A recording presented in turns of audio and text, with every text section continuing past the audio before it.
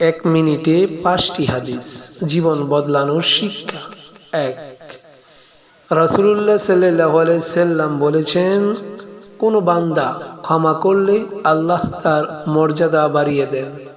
সহিহ মুসলিম 2588। 2, রাসূলুল্লাহ সাল্লাল্লাহু আলাইহি সাল্লাম বলেছেন, যে ব্যক্তি কোমলতা থেকে বঞ্চিত সে কল্যাণ থেকে বঞ্চিত। সহিহ মুসলিম 2592। 3, রাসূলুল্লাহ সাল্লাল্লাহু আলাইহি সাল্লাম বলেছেন, দুনিয়াতে এমন ভাবে থাকো যেন তুমি একজন অপরিচিত ব্যক্তি বা পথিক। সহিহ বুখারী 6416।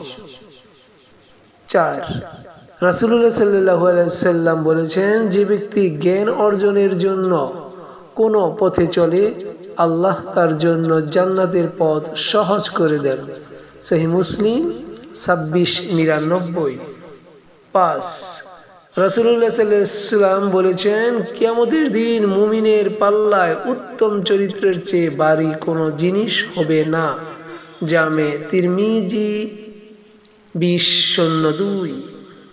ভিডিওটি ভালো লাগলে লাইক, কমেন্ট, শেয়ার করুন এবং ইউটিউবে সাবস্ক্রাইব করে পাশে থাকুন। ধন্যবাদ।